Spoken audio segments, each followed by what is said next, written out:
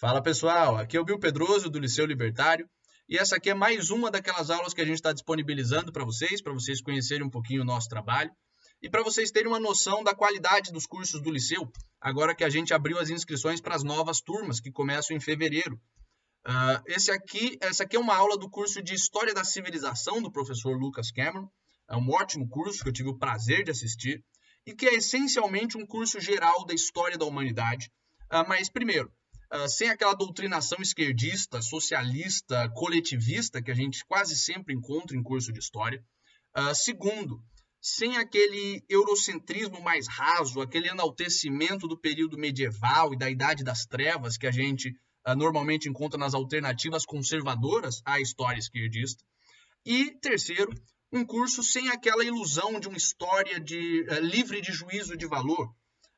Pelo contrário, esse aqui é um curso que ele aborda a evolução da vida humana, desde a sua forma mais primitiva, ali com bandos nômades de caçadores e coletores, até o mundo contemporâneo, na África, na Europa, na Ásia, em tudo que é lugar, mas sempre focando no avanço e na evolução da civilização, no avanço do pensamento racional frente ao pensamento místico e na consequente emancipação, tanto política quanto moral, do indivíduo em relação ao coletivo.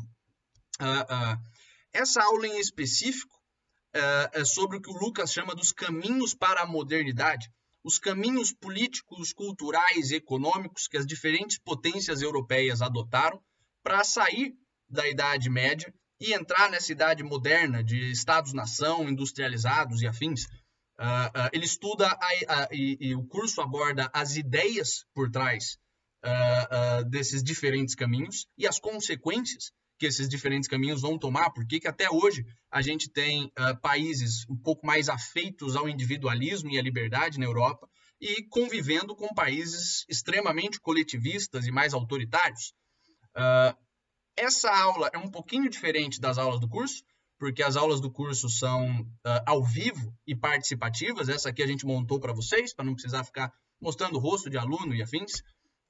As aulas são semanais, elas têm 1h30, e vocês podem se inscrever no link aqui embaixo. Então, sem mais delongas, aproveitem a aula.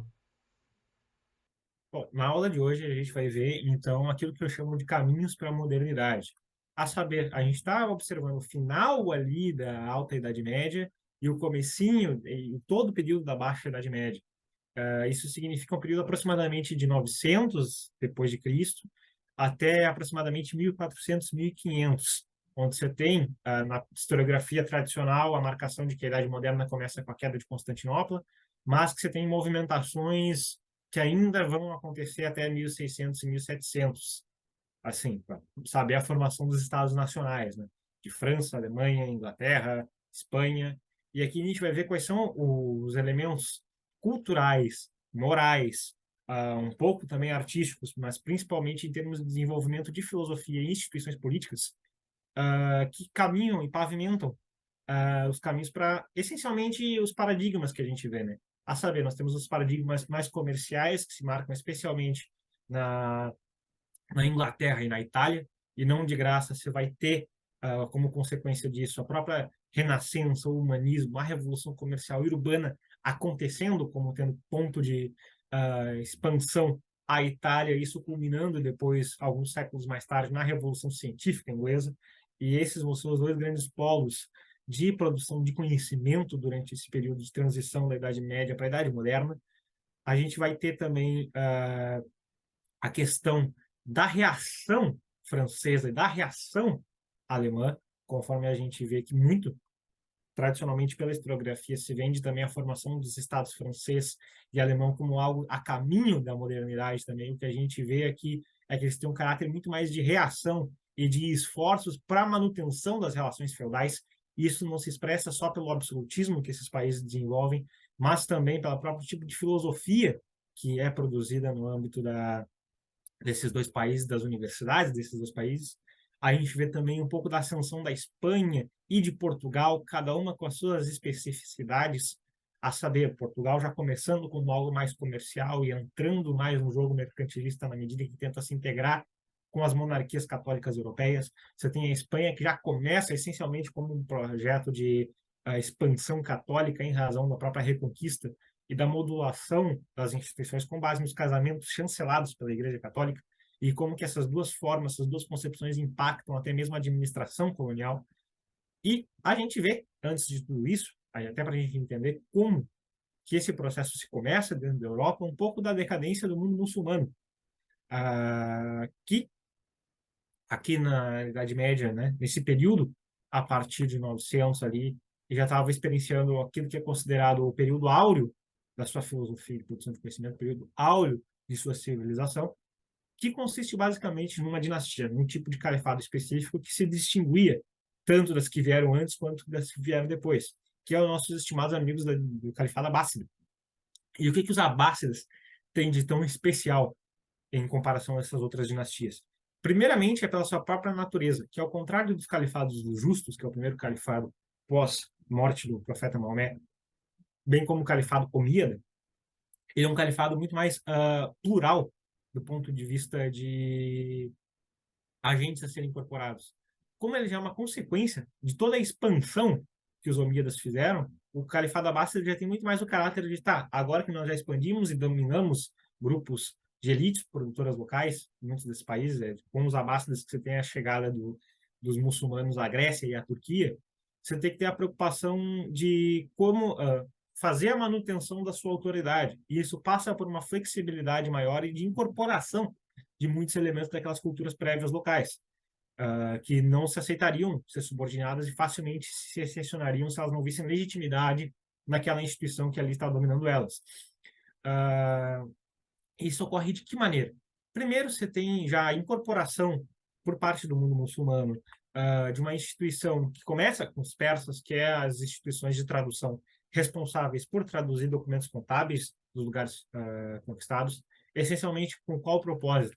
Com o propósito de também de conhecer a economia local, de conhecer as bases produtivas daquele local e de ter uma integração com a cultura em termos de cultivo, em termos de produção daquele local, para também não arrebentar com as bases produtivas daquele local conquistado. Como é que isso vai se transformando até as casas de tradução de textos filosóficos no geral?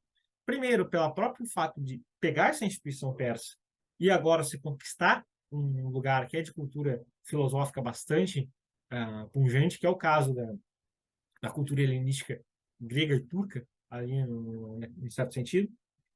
E você começa a ter a própria incorporação de intelectuais para dentro dos postos administrativos do califado. Isso dá base, primeiro, para quê? Para essa instituição aqui, como aparece na foto do slide, que é a Bait al-Hikmah. Eu não sei falar muito bem árabe, né? As aulas de árabe estão um pouco enferrujadas, em estágio embrionário, mas ela essencialmente, em sua tradução, significa casa de sabedoria. E era esse posto de tradução, essas bibliotecas monumentais para tradução de obras de todos os tipos. Filosofia, medicina, astronomia, pega muito da matemática também, é daí que você tem desenvolvimento, a expansão da álgebra, que inclusive vai ter aplicações práticas muito fundamentais para povos que dependem essencialmente de cartografia, de navegação, de comércio. E aqui nós poderíamos mencionar alguns desses casos mais específicos, né, de tradução, seja o Al-Kindi, seja o Al-Farabi, mas eu vou mencionar em específico aqui um que é bastante caro no nosso curso de história, que é o Ibn Khaldun, que é o Khaldun. Assim. Vamos fazer uma pequena observação. Ele tem sua principal obra, que é o Muqaddimah. O Muqaddimah é basicamente um tratado de ascensão e queda das histórias das civilizações. Ele faz um trabalho basicamente de levantamento sociológico, mais ou menos aos moldes. É uma antecipação do que vem a ser o Príncipe do Maquiavel, por exemplo, ou mesmo que o Algernon Sidney vai fazer depois nos tratados sobre o governo, fazendo um levantamento de quais são as razões pelas quais ocorre a ascensão e queda de instituições políticas, quais são as práticas políticas saudáveis para se fazer a manutenção de um sistema político. Ele faz isso observando à luz da própria história dos califados muçulmanos, quais são os agentes, os players políticos que o califa tem que considerar, quais com quem ele tem que negociar, quais que ele tem objetivamente observar como uma ameaça. Mas, anterior a isso, tudo, ele faz uma própria análise do que é a civilização enquanto instituição, enquanto uma forma de organização social. Já continuando aqueles esforços que a gente vê no curso, tanto com o próprio Péricles na Grécia, fazendo no seu discurso fúnebre durante a Guerra de Peloponeso, a identificação de que existia algo na forma como Atenas era moldado institucionalmente, na forma como o povo ateniense se comportava, que era fundamentalmente distinto de um bárbaro. E aqui, quando ele fala em bárbaros, ele está olhando diretamente para o caso dos espartanos, né? Em termos não só de bons modos, não em termos não só de trato cotidiano, mas também de não uso da violência para a resolução de assuntos cotidianos. A mesma coisa o Cícero vai observar em termos da República Romana, quando ele tem os seus tratados sobre a República, ele faz uma avaliação também da história de Roma, Roma começando ainda no seu período monárquico como um centro de fuga de capital de populações próximas à Península Itálica que estavam sendo perseguidas ou mesmo estavam tendo seu capital destruído, digamos assim, para financiamento de máquinas de guerra, e como que Roma se torna uma cidade que se torna um atrativo para toda essa classe produtiva em busca de uma estabilidade institucional maior, e que, na medida em que os reis etruscos se tornam tirânicos, você tem a deposição da monarquia e a instauração de uma república, de fato, todo o código de propriedade do direito romano, da República Romana, e o Calhoun ele consegue fazer ele faz uma reflexão que é bastante interessante e que aproxima muito até das identificações que a gente vê depois do Will Durant, da Rand, que são intelectuais que a gente usa como referencial teórico aqui para avaliar o processo civilizatório. Né? Que ele menciona no Cadman que a civilização é uma forma de organização social que coloca a agressividade para fora, a parte das relações sociais entre indivíduos. E que a agressividade, essencialmente, essencialmente no trato cotidiano, digamos assim, é uma coisa dos animais estúpidos, não é uma coisa presente para seres humanos racionais. E, sobre a questão própria da racionalidade, ele fala que na habilidade de pensar, de raciocinar, é a qualidade que torna o homem distinto dos outros animais, dos outros seres vivos. E que, na medida em que ele vai expandindo a sua capacidade de pensamento, estabelecendo nexos causais, aumentando o número de abstrações das quais ele consegue sobre quais ele consegue pensar, mais o ser humano adquire humanidade, precisamente. Isso revela bastante sobre qual era a tonalidade, portanto, do ponto de vista que eu chamo de ou otimismo ou pessimismo antropológico, né? Ou seja, na visão em que o intelectual, na visão que uma determinada civilização carrega sobre a eficiência do ser humano perante o mundo e quais são essas condições de possibilidade. Isso se expressa, inclusive, eu acho interessante elucidar isso aqui, a partir da própria arquitetura que o Califado Abássida lega ao mundo muçulmano, né? Cujos prédios, inclusive, estão sendo destruídos, né, pelo Estado Islâmico, né? Diga-se de passagem, mas aqui eu coloco como imagem algo bastante interessante, que era o centro da cidade de Bagdá, uma reconstrução 3D, junto do mapa original, bem na época do Califado Abássida, a gente vê o quão opulente que era, o quão vivo que é, o quão vibrante que é. É bem uma característica marcada mesmo de centro urbano, de centro comercial, onde trocas são realizadas, onde riqueza é produzida, onde riqueza é gerada, sabe? E isso revela bastante qual era a tonalidade do Califado Abássida em seu período áureo. Onde que começa a ter o declínio, de fato? Primeiro, se dá pelo próprio arranjo com que ocorre a incorporação, seja de seljúcidas, seja de turcos, que eram povos que são incorporados assim, depois, pelo processo de expansão e evangelização daqueles povos. Quando você tem essa conversão de povos mais barbarizados, assim, em estado mais bruto, geralmente você tem uma tentativa de eles se incorporarem naquelas instituições, eles começarem a parasitar de dentro para fora e eventualmente eles tomarem poder. A gente viu isso quando foi a inserção dos bárbaros em Roma, a gente está vendo isso de novo quando é a incorporação dos bárbaros dentro de uma estrutura mais civilizada, e eles vão tomando conta das instituições, se apropriando de signos, se apropriando de vestimentas e subvertendo esse sistema de valores e essas instituições para depois tomar de assalto essas instituições. Aqui acontece a mesma coisa, começam com seus Lúcidas já colocando pressão, eventualmente conflitando e conspirando contra os últimos califas abássidas, de tal maneira que depois esse mesmo processo vai ser repetido por um povo ainda mais barbarizado, que são os seljúcidas, os turcos, aliás, e aqui o que acontece é uma guerra civil entre os diferentes califados, que estavam integrados juntos aos abássidas e fazendo essa relação de parceria, de províncias administrativas, né?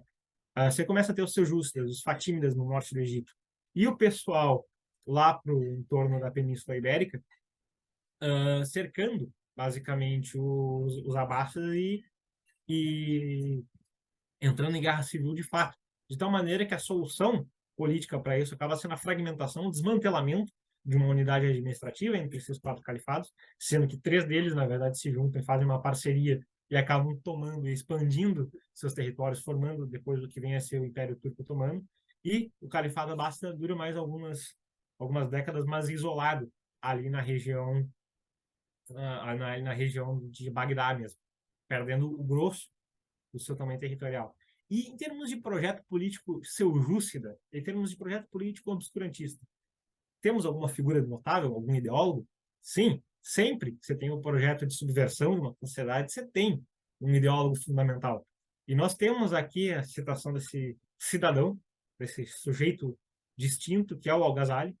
O Al-Ghazali, ele tem tanto em sua biografia quanto em seus textos, uma característica profunda de ressentimento, assim, a motivação das quais ele escreve é uma rejeição daquilo que é o produtivo, daquilo que é o racional.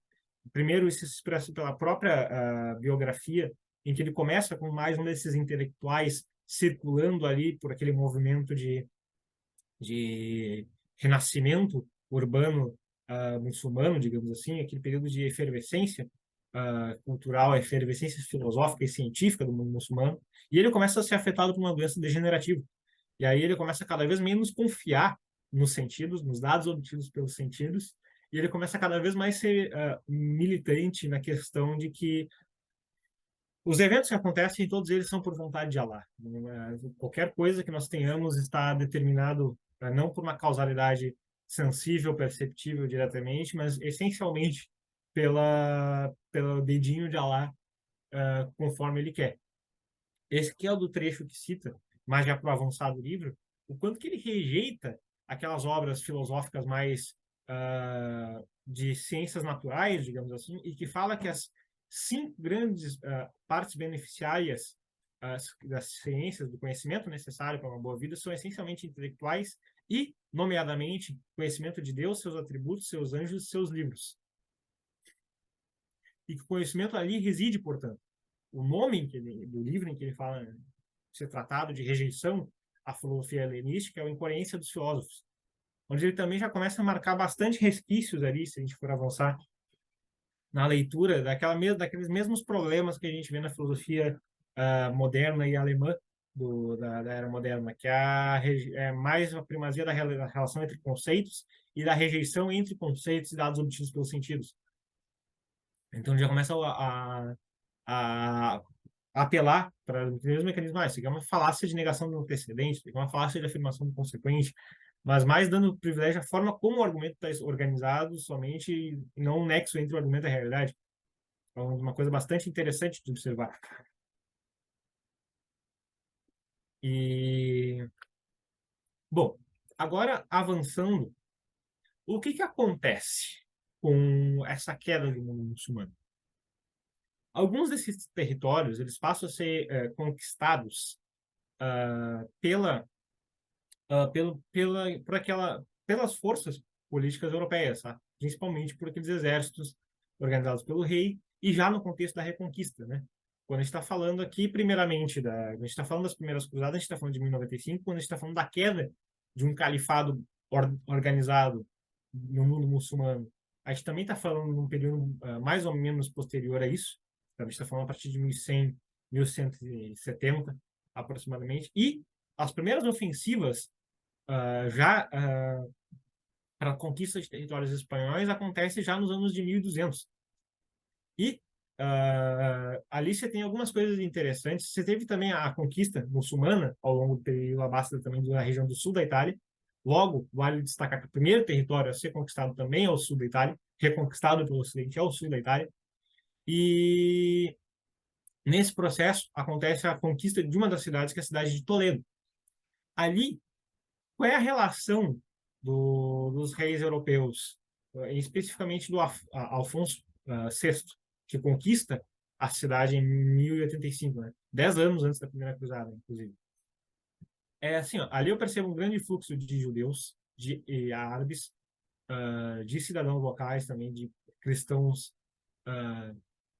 Vamos fazer o seguinte, vamos manter aqui a escola de tradutores funcionando, vamos fazer uma certa vista grossa dos tradutores árabes e tradutores hebraicos, que aqui estão, e ali começa o primeiro movimento de tradução, de continuação, aliás, das traduções, só que agora também as traduções à vista para o latim, a partir da integração dos italianos ali que estavam, e dos estudantes da igreja, com aqueles tradutores que já ali habitavam previamente.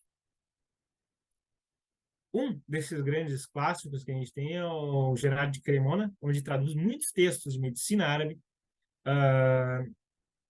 Eu posso estar me equivocando, mas se eu não me engano, eu não lembro exatamente quem que traduz os primeiros textos aristotélicos, mas é mais ou menos equivalente a esse mesmo período. E onde é que você começa? O que acontece posterior? Você tem dentro da Itália uma grande universidade que vai se beneficiar disso, que é a Universidade de Pádua. A Universidade de Pádua, sendo em primeiro momento também um grande reduto de obras traduzidas em sua biblioteca, e a partir dos séculos XIV e mais proeminentemente no século XV, vão ter uma produção de textos a partir dos textos aristotélicos, né? Pegando base nesses textos traduzidos pelo árabe, traduzidos do árabe, e fazendo uma expansão. É aqui que você tem a formação de duas escolas de pensamento aristotélica não oficialmente religiosa, né? Não oficialmente católica, mas dizendo. Uma delas é o alexandrismo, onde você tem o David Dinan fazendo textos rejeitando a posição neo-agustiniana dentro e neoplatônica dentro da igreja e sendo perseguido por isso, de tal maneira que em 1206 você tem as primeiras cartas papais proibindo a tradução e armazenamento dos textos de Aristóteles, ao contrário do que a perspectiva libertária média, especialmente endossada por alguns dos institutos grandes, falam da relação da continuidade da escola austríaca com a escolástica, e a escolástica sendo a primeira grande defensora do aristotelismo no Ocidente, basicamente, né, no período medieval, digamos assim, e é que a partir dela que surgem as ideias de liberdade. Isso não é necessariamente verdade.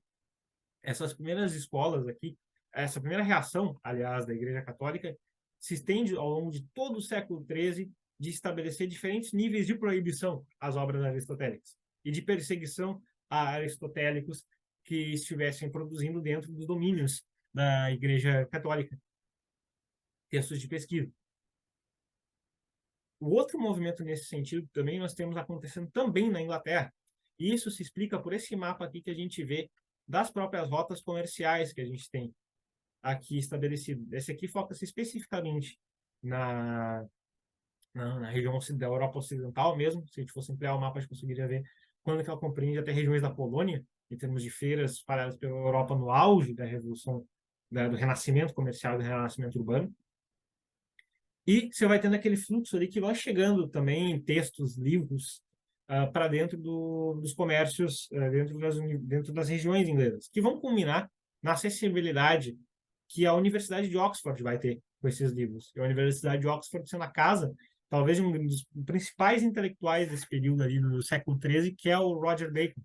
Roger Bacon tendo profundos tratados sobre métodos, sobre experimentação científica, tendo uma relação de, ao mesmo tempo, respeito com Aristóteles original e de crítica posterior ao modo como estava Aristóteles sendo estudado na Europa naquele período, sabe?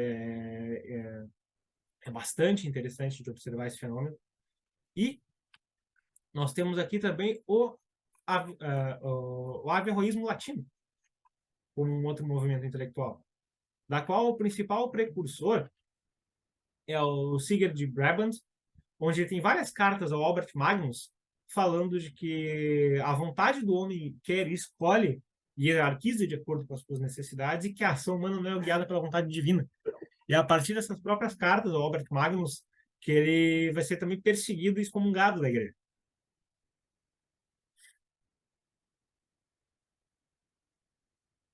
a flexibilização dos textos aristotélicos, primeiro que você tem um profundo receio da igreja, tal como expressado nas proibições de 1205, nas proibições de 1223, e que só vão ser mais ou menos flexibilizadas ali a partir de 1290, a partir da liberação, especialmente dos estudos de retórica, começando pelos estudos de retórica e de estilo, e que depois vão sendo incorporadas com o Tomás de Aquino, aí sim a partir da lógica e da metafísica, que é mais ou menos o mesmo movimento que a gente vai ver mais tarde depois, que era o quanto que Lutero permitia de aristotelismo na Alemanha, né? Começando essencialmente pelos textos de retórica. E bem, em termos agora de renascimento comercial também, quais são as condições base que permitem todos esses eventos acontecerem, né? Nós estávamos aqui tratando da Itália. A Itália, nesse período, boa parte dela era domínio do Sacro Império Romano Germânico. O Sacro Império Romano Germânico sendo uma consequência da fragmentação do Império Franco em seus diferentes herdeiros do Carlos Magno, né? E com uma característica muito peculiar. Boa parte das regiões da Itália, mais do eixo centro-noroeste e centro-sul, especialmente o centro-sul, tendo muito contato com os árabes, tendo sido recentemente reconquistada, recentemente fala-se ali por 1085, tem uma relação de profunda rejeição com a autoridade central do Sacro Império Romano Germânico. E tão logo acontece a possibilidade, então, já tinha uma atividade comercial mais significativa ali, ela não perde esse caráter durante a sua Idade Média. Você tem a formação de pequenos principados ali que se estabelecem, você tem o caso do próprio da Sicília, que é bastante destacável, e que, na medida em que começam a ter mais esse contato, começa a ter mais essa amplificação dos comércios, inclusive como consequência até da imigração de muitos muçulmanos que estavam saindo e se evadindo do caos político institucional dos califados muçulmanos e procurando estabilidade institucional na Itália, acaba-se criando um cenário propício para a própria emancipação desses principados italianos do domínio do Sacro Império Romano Germânico. Essa vai ser uma das causas pelas quais você vai ter os conflitos entre guelfos e gibelinos ao longo do século XIII na Itália. Um sendo aliado ao papado e um papado que fosse mais brando, e até o próprio projeto político de colocar no trono papal uma figura que fosse mais alinhada com a liberdade comercial, uma forma até de driblar os cânones oficiais do Sacro Império Romano Germânico. Você tem os gibelinos, que eram mais partidários aos principados italianos serem vassalos, continuarem vassalos do Sacro Império Romano Germânico. Nesse sentido, o que você tem é aqui a distinção entre o caso da Sardenha, que encabeça esses processos de secessão do Sacro Império Romano Germânico, a partir de fato realmente de pressões políticas de se organizar as cidades, o Principado, de forma armada, a entrar em disputa. Se tinham os grandes embates físicos, campais, entre tropas italianas e tropas alemãs durante esse período. Você tem, a partir disso, e da conquista da independência mesmo da Sardenha, depois você tem Nápoles, que vai junto nesse processo, você tem a Sicília também, que compra junto nesse processo, e aqui começa a acontecer um movimento bastante interessante, que é um movimento justamente de pensar a nova forma de organização social no que diz respeito a essas cidades italianas. E isso será a partir de que forma? Primeiro, a gente tem os textos clássicos do Marsilio de Pádua, refletindo sobre também a mesma tonalidade que a gente tem no Príncipe de Maquiavel, a gente vendo que o Príncipe de Maquiavel é uma continuidade desses estudos prévios de como reorganizar a sociedade que está por vias de sofrer uma mudança radical mesmo, de se definir sua identidade política como algo independente e soberano. Marsilio de Pádua é bastante entusiasta dos textos aristotélicos e ele dá um foco especial nos livros 13 e 5 da Política do Aristóteles, com algumas menções também a Cícero. E aqui, nessa citação do Defensor da Paz, a gente vê a preocupação com a cidade ser essencialmente um lugar de estabilidade institucional para florescer, para que os indivíduos possam florescer nela. Para que as pessoas que ali habitam naquela cidade, para que os cidadãos da cidade possam florescer, e que isso só ocorre mediante a segurança institucional fornecida pelas instituições que administram a cidade. Aqui, com essa independência política e essa preocupação com a estabilidade institucional, você vai tendo também, como uma consequência, a própria prosperidade econômica e que permite o florescimento de um tipo de estilo artístico que só ocorre mediante financiamento privado e de pessoas que querem ver arte bonita, sabe? De pessoas ricas, de pessoas de grandes empresários que têm um temperamento mais orientado à produtividade, ao enjoyment pela vida, e que vão querer ver arte bonita. E é daí que você tem as bases financeiras para que ocorram as pinturas da Renascença.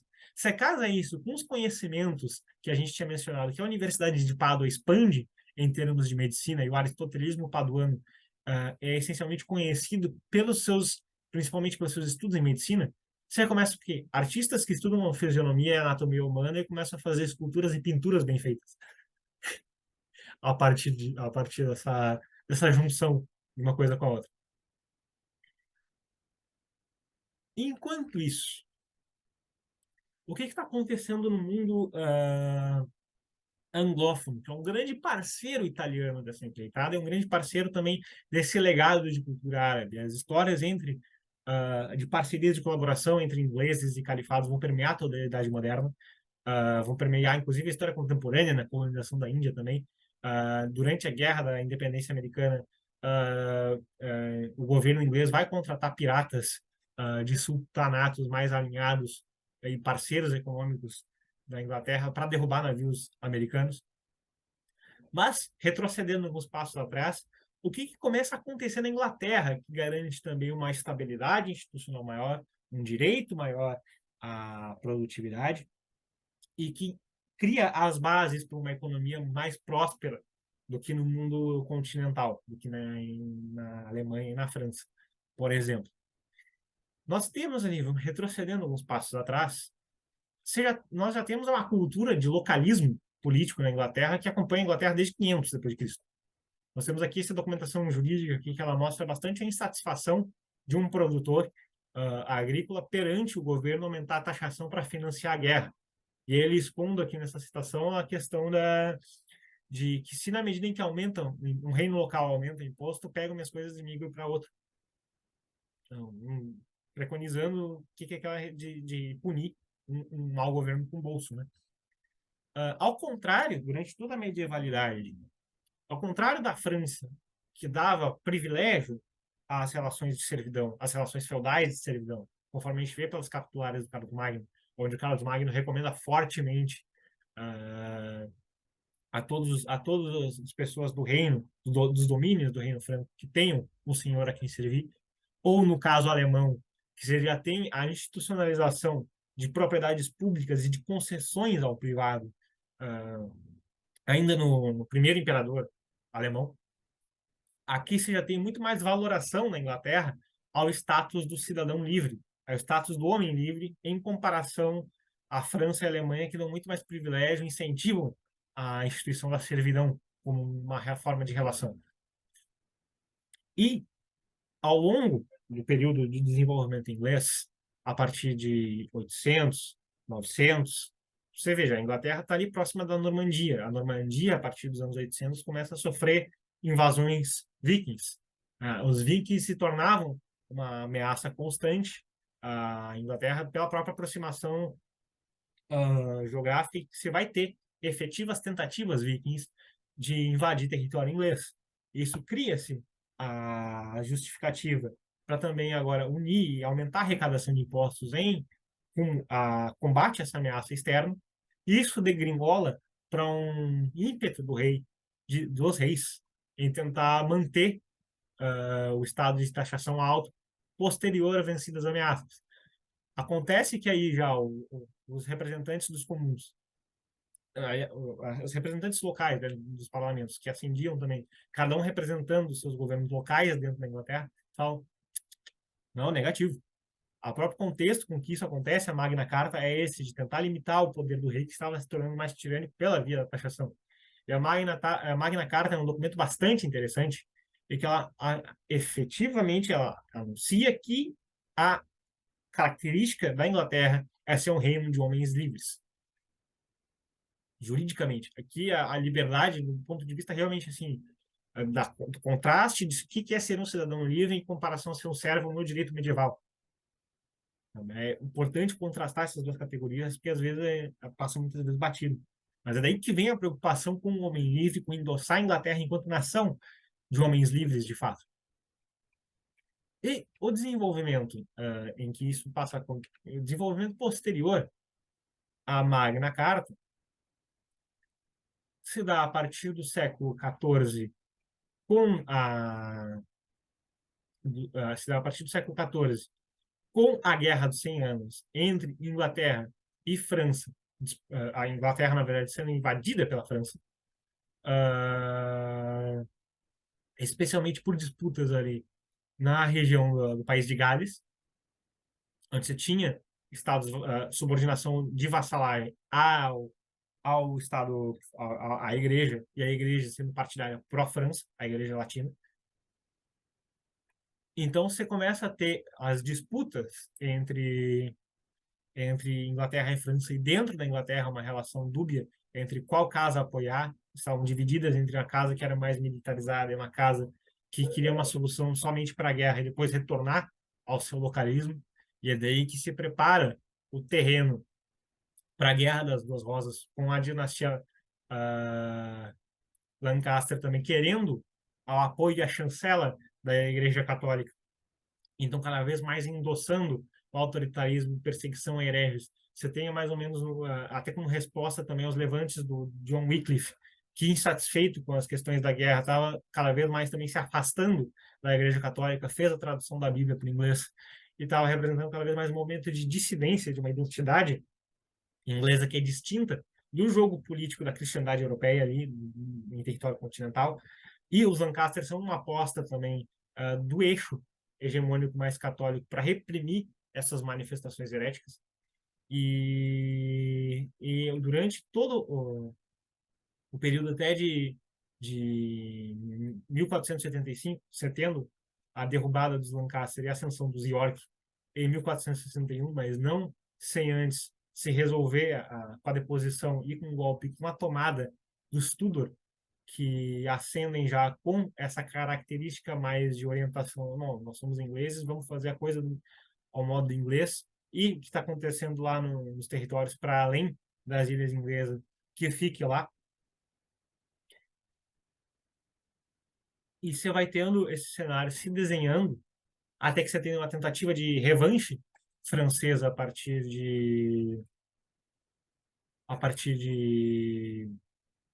1530, o que resulta, mais uma vez, na tentativa de aumento de impostos, algo que já os ingleses estavam enfurecidos, o produtor inglês comum e seus representantes, e que muitas vezes o representante na Câmara era também alguém com esse mesmo perfil socioeconômico de atividade produtiva, estava já de saco cheio de todo esse jogo de centralização, descentralização paliativa, volta para um processo de centralização, e você começa a ter os processos francos mesmo a partir de 1630 da Guerra Civil Inglesa, onde se já começava a ter forças republicanas advogando a ruptura com o sistema monárquico e a incorporação do sistema republicano, reafirmando a soberania do homem livre, tal como uma carta assinada por 4 intelectuais que são os 4 proto-libertários, digamos assim, que faziam parte de uma facção política chamada Levelers. A gente pode acompanhar um pouco mais da história deles também na aula dada pelo professor, viu?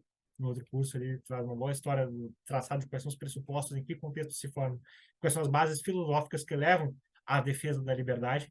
Mas nesse documento assinado pelos 4, você tem a reafirmação da ideia de que a Inglaterra é uma nação constituída de homens essencialmente livres, de uma população livre, e que essa é a vontade de Deus, e que a consequência da liberdade é essencialmente a paz e a prosperidade, e cansados dessas ações monárquicas que levavam ao desgaste a esse ciclo de instabilidade institucional que destruíam aquilo que o homem livre produzia, né? E que você tem a incorporação de algum desses agentes posteriores quando chega a Revolução Gloriosa, ocorrendo aqui já para 1670, né? Com o texto do Algernon Sidney, que ele também faz uma reflexão mais ou menos dos mesmos modos que a gente viu no Calhoun, dos mesmos modos que a gente viu ali no Marcílio de Pádua, que a gente vê também no Maquiavel refletindo sobre qual é o sistema político apropriado, em que ele faz uma defesa da República e ele define primeiro que, ao contrário do que os teóricos absolutistas, aqui como Robert Filmer, defendendo a monarquia e o absolutismo como uma consequência natural da vontade de Deus, pelo contrário, Deus deu a vontade para a gente pensar e a gente organizar o sistema político conforme aquilo que respeita a nossa condição como seres humanos pensantes e livres. E ele enxerga na República essa instituição específica. Do mesmo jeito que ele argumenta que não tenha nada na natureza que seja dado e que valide a monarquia como instituição natural, precisamente. No mesmo sentido, você tem o Locke, concomitantemente, mais ou menos no mesmo período, também em todo o primeiro tratado sobre o governo civil, refutando as alegações do Robert Filmer de que o rei era descendente direto de Adão. Não tem nenhuma prova factual, concreta, que demonstre essa linearidade hereditária entre o rei inglês e Adão e que justificasse o poder absoluto do rei. Bom, fechado aqui o que é esse paradigma que prepara a atitude inglesa, o modo de pensar inglês e, portanto, as instituições orientadas pelo mundo inglês, né, pelo paradigma anglófono, digamos assim. Nós temos agora a outra face, que é a reação continental. Eu começo aqui com a citação que eu mencionei previamente, do Carlos Magno, reforçando em 814, último ano, inclusive, da governança dele, do papel da servidão como essencial para o modo de existência do Reino Franco, do Império Franco. É como que ele deseja fortemente que cada homem livre escolha um senhor. Isso determina a tonalidade da política francesa, essencialmente. Ou seja, vamos começar a observar aqui que a França ela já desenha seu caráter como uma burocratização a partir dessas perspectivas do jeito de fazer do Carlos Magno as coisas e que não ocorre de forma acidental. O Carlos Magno ele se municia intelectualmente, ele se cerca intelectualmente daqueles intelectuais que estavam ali no nicho do agostinianismo. Ele pede, inclusive, para o João de Erigena ler para ele o Cidade de Deus, de Santo Agostinho. Cidade de Deus contendo essencialmente uma reflexão primeiro sobre o que é a cidade divina, depois sobre a cidade terrena, como que a cidade divina, o acesso da cidade divina depende essencialmente do auto sacrifício enquanto você estiver na condição de vida terrena. E a partir disso também você tem o próprio Scoto de Erigena reformulando toda a educação monasterial e universitária que começa a surgir como consequência da Renascença carolíngia, digamos assim, típica desse período. A base curricular, tanto dos monastérios quanto das universidades, e consistindo essencialmente naquele currículo agostiniano, do trívio e do quadrívio, precisamente.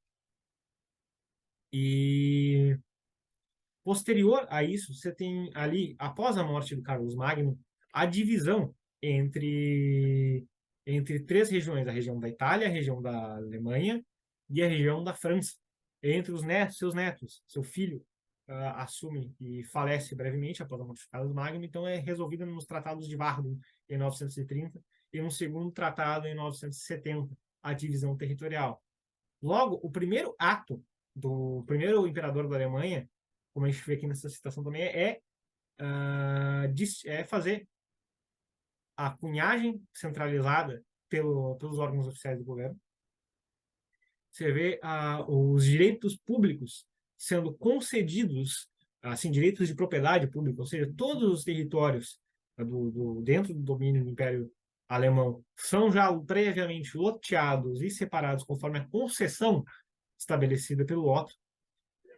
Inclusive, os mercados públicos e a própria taxação em cima dos mercados e das feiras ali desenvolvidas era bastante pesada, ao contrário do que se tenta vender, por exemplo, no Breve História do Homem, o Hans Hermann Hoppe, não tinha nada de relações locais, não tinha nada de liberdade comercial maior, de submissão por mero contrato, não se tinha toda a edificação da estrutura burocrática alemã muito bem estabelecida nesse período, logo com um marco inaugural do Sacro Império Romano Germânico.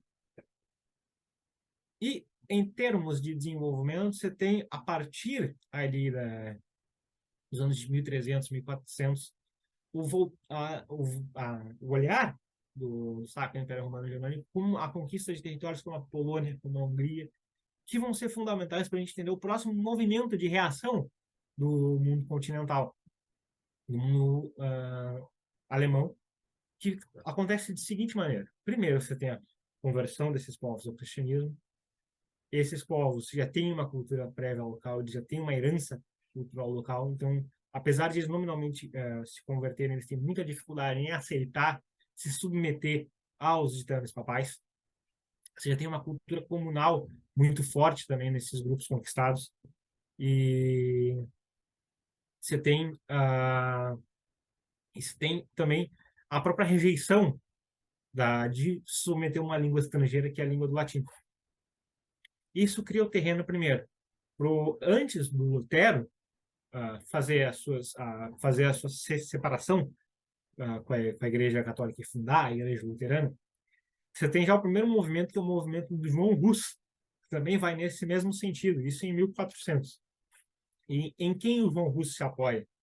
O João Hus ele se apoia na classe camponesa, que cada vez mais sensível, agora já do lado da Alemanha Oriental, digamos assim, daquele período conquistada posteriormente, percebendo que a parte austríaca, que tão logo se estabeleceu ali e estabeleceu relações feudais, estava querendo acompanhar os movimentos de urbanização, de comércio, do que estava acontecendo na Itália, do que estava acontecendo na Inglaterra, começa a largar as instituições feudais e aqueles camponeses se sentem sem pai nem mãe, digamos assim. Então, a solução que passa a ser organizada por esses camponeses, primeiro, é entrar em guerra civil contra os senhores feudais, não reivindicando liberdade de associação, mas sim com ressentimento porque foram abandonados à sua própria sorte, foram traídos pela figura do grande pai.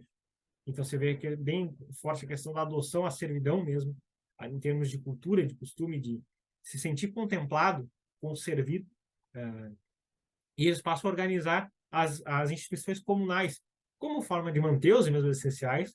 Agora, se eu não consigo obedecer a um senhor diretamente, eu obedeço a uma instituição, precisamente, e começam a se expandir e fazer a divulgação de seus panfletos, se organizar em panfletos a partir mais precisamente pelos idos de 1500. Tal como coloca nesse panfleto aqui, que são os 12 artigos, inclusive que eram textos, esses textos camponeses eram muito bem quistos e eram comentados com muito cuidado, com muito carinho, pelo Marx, pelo Engels. O Engels, em específico, tem um tratado inteiro sobre a história das rebeliões camponesas comunistas da Alemanha nesse período, e que, basicamente, a reivindicação desses camponeses, primeiro, é que eles estão seguindo a vontade de Deus, e eles mencionam toda a sorte de provérbios que endossam a fundamentação teórica do que eles estão fazendo, da forma de organização social que eles estão assumindo, e também eles reivindicam do porquê que eles estão se organizando agora de forma comunal, justamente em razão do abandono que os nobres cometeram com eles. Então, eles fazem toda uma reflexão sobre como é que vai ser a instituição da propriedade agora, a partir dessa organização coletivista comunal, que aí eles já sentam todas as bases para as experiências socialistas contemporâneas e do final da Idade Moderna. Basicamente, os mesmos essenciais. Consequente, nesse movimento, nós temos quem? Aqui. O Martinho Lutero. Martinho Lutero ele também é parte dessa reação. E, primeiro, qual é a primeira frente em que ele assume de reação?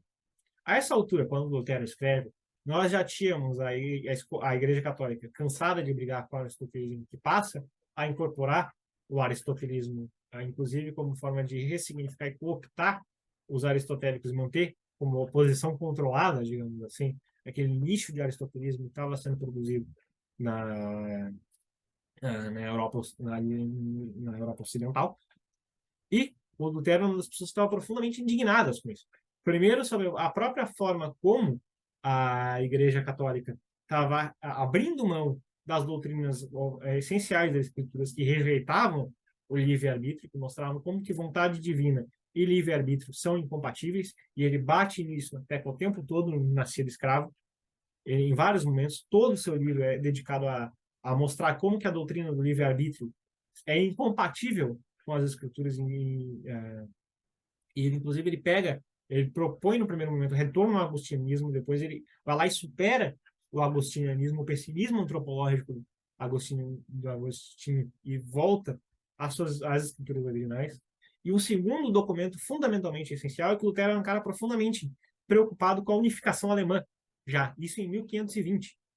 Então ele observa esses movimentos de campesinato, ele reconhece a sua legitimidade e faz uma carta aberta e honesta à nobreza alemã, falando que o cristianismo tem que ser corrigido primeiro para contemplar e integrar esses camponeses dentro do Estado alemão, para que eles não sejam um ponto de dissidência, discordância, de desmembramento da sociedade alemã.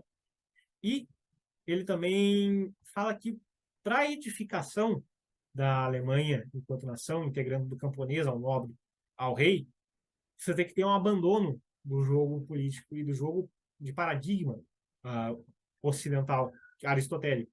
Nessas citações da Carta da Nobreza Alemã, ele fala, primeiro, que ele fica profundamente triste com a inserção do pagão Aristóteles nos estudos da Igreja Católica, que certamente isso aconteceu por interferência de um espírito maligno, e que o máximo que poderia ter de componentes aristotélicos ali era assim, ó, vai aí o máximo aos estudos de retórica ou poética, mas o resto, seus textos de metafísica e de lógica são profundamente incompatíveis e são uma ameaça ao cristianismo alemão. Cabendo também, na perspectiva do Lutero, colocar o papel dos educadores a reformar o currículo alemão e promover a educação pública para a educação das massas com uma doutrina do cristianismo à moda alemã. E é assim que ele edifica as bases para que depois venha a ser, no século seguinte, a secessão promovida pelos prussianos, dada a incompatibilidade do lado austríaco de não adotar esse paradigma proposto pelo Lutero e querer se manter sobre o domínio do jogo político católico. E aí é a grande distinção entre austríacos e prussianos. Uma diferença em termos de bases que fundam aquela civilização e de qual jogo político se orientar.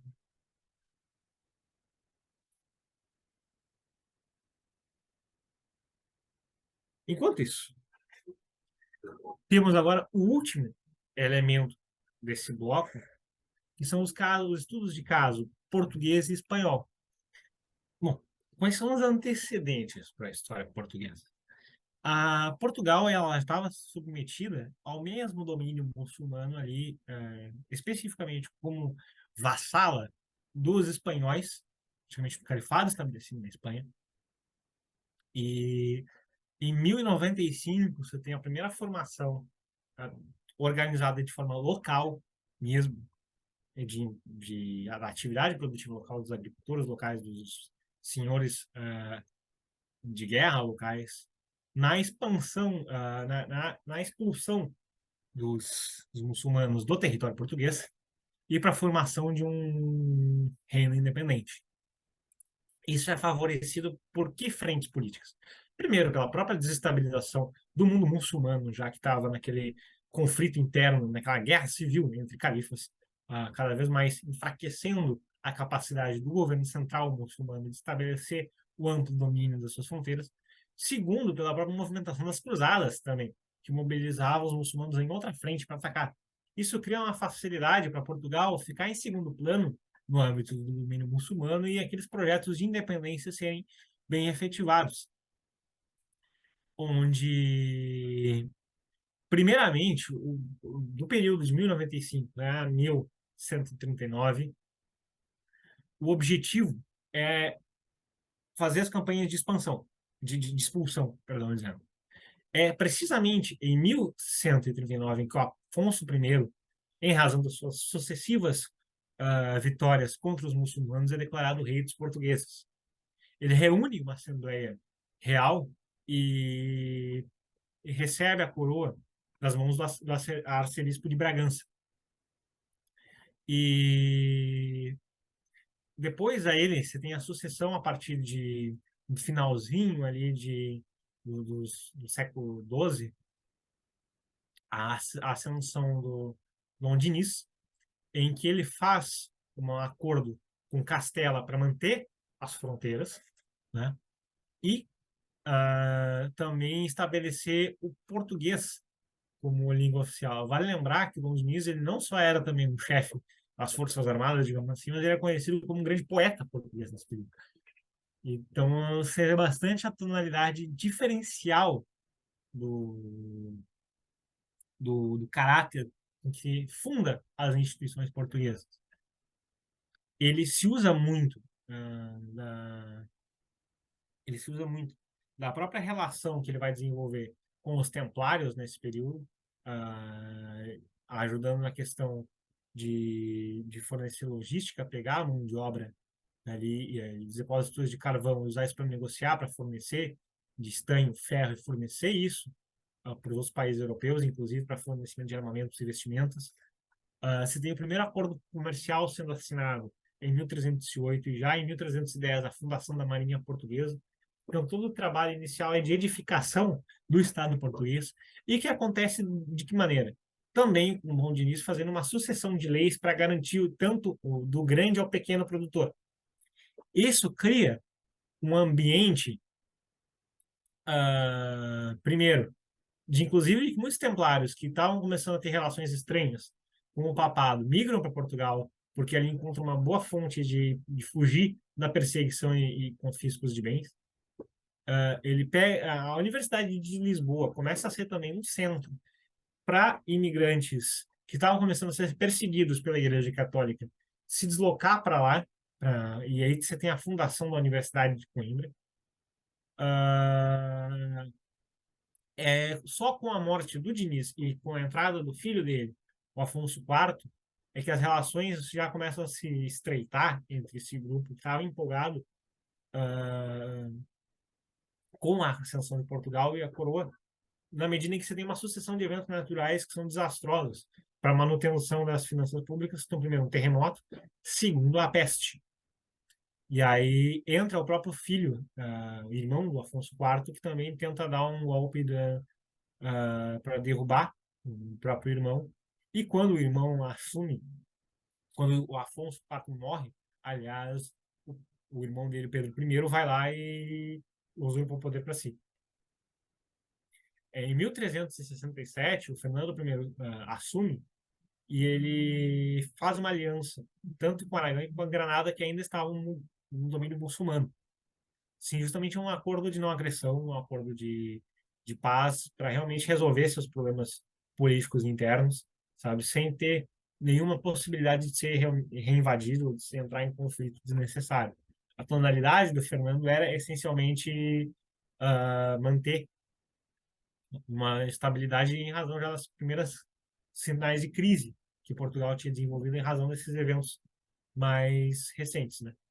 Você tem também, depois a ascensão da dinastia de Avis, onde você tem um casamento entre com a Filipa de Lancaster, tendo um tratado de acordo entre Inglaterra e Portugal, formando a primeira aliança, isso em 1386, anglo-portuguesa, que durou até a Segunda Guerra Mundial. Você vai tendo também o avanço para você vai tendo avanço para Ceuta também, para a ilha de Ceuta. Você tem depois, na sequência, o Afonso V se tornando rei e que era marcado também por a questão de ser de Coimbra, de ter a aura da intelectualidade de Coimbra. E você começa a ter um projeto específico agora de reintrodução, na medida em que você vai ter na prosperidade de Portugal, com o realinhamento com a Europa, no sentido de se começa num certo período como algo independente, autônomo, na medida em que vai aumentando a prosperidade, o movimento que vai crescendo é o movimento de querer se integrar à aristocracia europeia, digamos assim, observar aqueles grandes castelos, observar ah, aquelas grandes aristocracias que estavam integradas dentro do jogo político católico tradicional e começa a fazer muitos oferecimentos em relação à Igreja Católica, que consistia num acordo duplo, né? Reconhecimento de Portugal como a um player que pudesse entrar dentro da cristandade europeia e fornecia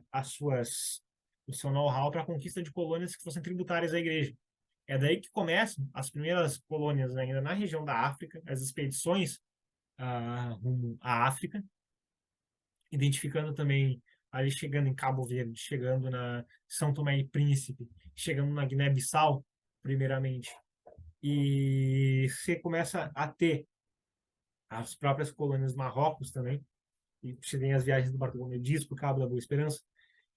E a resolução disso é que, na medida em que você vai tendo essas viagens, que também vão culminar em 1500, com Pedro Álvares Cabral no Brasil, e ao longo de 1500 até 1540, você vai tendo esse descobrimento de territórios, essa exploração de territórios, essa oficialização desses territórios do ponto de vista jurídico, lembrando que você tem lá pelo 1532 as primeiras capitanias hereditárias, depois você tem uma revisão delas ali em 1548, e toda essa movimentação ela ocorre em que sentido? É no sentido de realmente o Reino de Portugal agradar o tradicional jogo político europeu, é como o filho que quer ser reconhecido pelo pai, basicamente. E o que isso impacta? É que na medida em que Portugal vai se tornando mais próximo do jogo político europeu tradicional, e no contexto, já estamos falando de 1540 pós-reforma protestante, pós movimentos de heréticos explodindo e pipocando por todas as regiões da Europa. Portanto, a Igreja Católica cada vez mais necessitada de um recrudescimento, de endurecer as suas instituições de novo e aumentar o expediente de perseguições e de fazer a sua estruturação, se tornar mais rígida e autoritária para poder fazer a manutenção da sua cristandade. Parte desse esforço de também incorporar Portugal vem disso também, de aumentar a sua zona de influência que estava sendo perdida na Alemanha, que estava sendo perdida na França, com os movimentos separatistas da França que faziam uma síntese entre calvinismo, entre religião e separatismo político da zona de influência. Você tinha também esse próprio caso acontecendo na Inglaterra, quando você tem a fundação da Igreja Anglicana. Então, essa é a resposta da Igreja Católica de ampliar sua zona de influência, ver nos projetos coloniais de Portugal essa possibilidade, e você tem, do ponto de vista ideológico e de manutenção da ideologia, a perseguição a heréticos. Isso se manifesta no caso português como? Na série de perseguições aos judeus a partir de 1546, que resulta o quê? Em dois movimentos. A conversão de alguns judeus ao cristianismo, os cristãos novos, e que eles eram exilados de Portugal e acabam se lançando muitas vezes para as colônias, não só como empresários parceiros, mas de fato como alguém indesejável para o domínio europeu, mas precisa, é uma fonte de dinheiro tão forte que eu não posso descartar ele, senão meu reino quebra. E ele é mandado para um território colonial lá longe. Então você fica essa relação do cara que, de forma, tem a skin do cristão, mas ainda costuma praticar seus cultos domésticos em casa. Você tem, no caso brasileiro, quando a perseguição também é aqueles que se recusam a abrir mão da sua identidade judaica para assumir o título de cristãos novos acabam migrando para os Estados Unidos. Você tem, então, logo, como consequência disso, as primeiras crises portuguesas, de um país que nasce como próspero, as primeiras crises que não são causadas, como tinha sido a primeira crise portuguesa, por fenômenos naturais, por fenômenos fora do controle, que foram atribuídos à autoridade real, e sim, de fato, crises por consequências de más escolhas políticas deliberadas, que vão resultar no quê? Na tentativa de salvar e de manter a triangulação de hegemonia, a Igreja Católica vai lá e endossa a tomada de Portugal pela Espanha. É daí que se tem aquela conhecida como União Ibérica, que na verdade é a conquista da Espanha por Portugal durante o período de 1580 a 1660, onde Portugal perde a sua autonomia política e passa a ser um estado vassalo da Espanha que estava ascendente. E por que a Espanha era mais a menina dos olhos nesse sentido? Porque, em comparação a Portugal, que já tinha essa cultura política mais desenvolvida, a Espanha, pelo contrário, nasce como diretamente como tendo a presença pesada da Igreja Católica no processo de consolidação dos territórios. Vale lembrar que se tinha alguns reinos que eram vassalos, seja os Emirados de Córdoba, seja os mouros, você começa a ter ali os reinos de Aragão e de Castela, que continuavam existindo dentro do domínio muçulmano, mas que com a conversão deles ao catolicismo passa a ser, passam a ser diretamente orientados e alinhados ideologicamente com o projeto político da Igreja Católica, e aí, portanto, passam a ser força ativa de domínio, de unificação daqueles territórios no domínio espanhol, e que o casamento passa a ser chancelado diretamente pela Igreja Católica, e tão logo você já vai tendo a partir dos anos 1600 e em torno dos 1700 a colocação de uma casa fundamental, de duas casas fundamentais para o jogo político católico, que era a casa de Habsburgos e Bourbon, dentro dos domínios da Espanha. Isso significa o quê? Por que a casa de Habsburgo e Bourbon eram tão importantes? Porque elas eram as casas que melhor sabiam lidar com o papado e eram mais fiéis ao projeto político papal. Então, elas são as famílias que seguram as pontas dentro do jogo político europeu e conseguem manter a hegemonia. Eles fazem uma triangulação entre Áustria, França e Espanha, que são os três principais reinos católicos.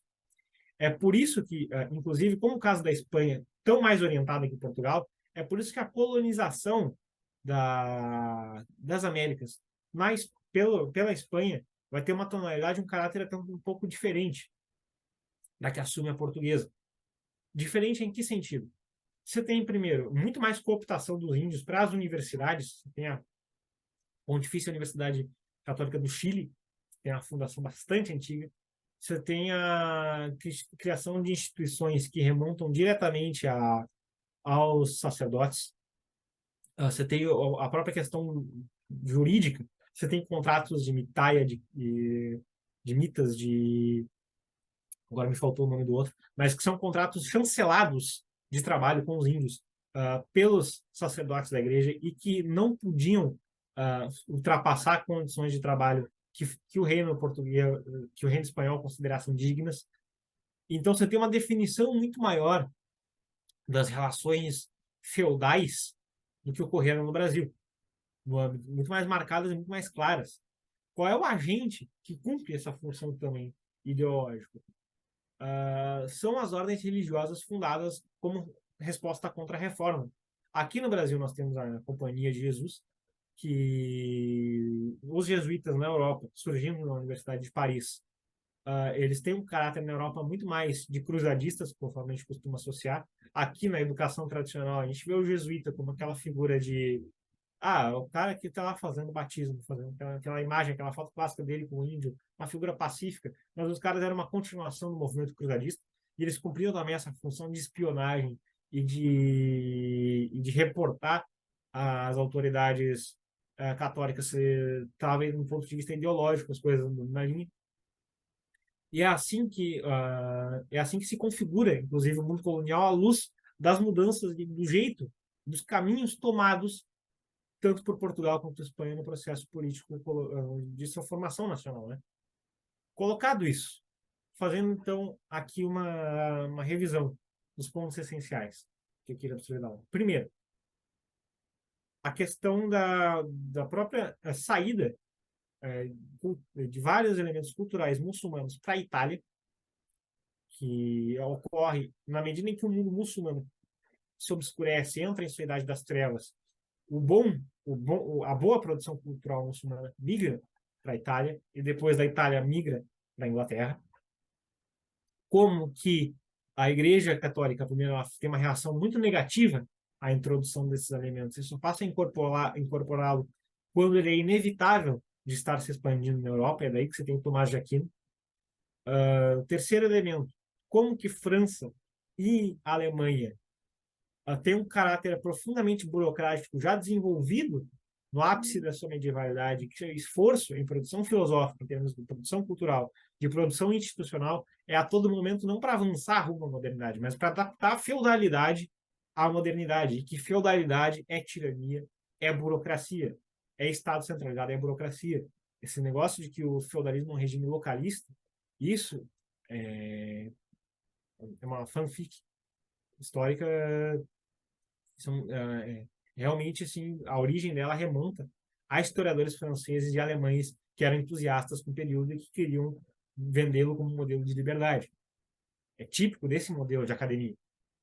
E ao passo que a Inglaterra já tinha, por sua vez, uma cultura muito mais localista mesmo, e de liberdade, e de valorização do cidadão jurídico livre, que isso se expressa com toda a força nas instituições que ela vinha desenvolvendo na Idade Moderna, e depois, com o próprio tipo de pensamento, de método científico, de valorização da racionalidade, da faculdade racional do indivíduo, também como em constante fluxo com as produções culturais da Itália, com as produções culturais do mundo muçulmano. É não de graça que os personagens do Shakespeare ou são mouros ou são italianos, muitas vezes. Como que, ainda, no caso italiano, a própria produção cultural é favorecida na medida em que você tem a produção cultural intelectual, quando você tem a independência política da Itália, de cidades chaves da Itália do Sacro Império Romano Germânico, quando eles se tornam independentes, criam instituições próprias e instituições baseadas essencialmente nas ideias aristotélicas de política, e a ascensão de Portugal e Espanha nesse jogo se orientando como um novo player, como uma nova fatia de possibilidade da Igreja Católica de manter sua hegemonia. E como que, a partir desse acordo estabelecido entre Portugal, Igreja Católica, e Espanha, Igreja Católica, você toma como consequência essa mudança dos rumos políticos, né? E esses são os caminhos preparados para a modernidade, que vão resultar no quê? Depois a gente vai ver como que, ao longo nas próximas aulas, ao longo do curso, como que isso dita o coletivismo francês secular, como que isso dita o coletivismo alemão secular, como que isso dita o individualismo inglês, como que o individualismo inglês, não encontrando espaço na própria Inglaterra, vai ser colocado como todo vapor na própria colônia americana, e como que a continuação disso na política moderna e contemporânea tem a ver com essas bases fundantes nos caminhos da modernidade.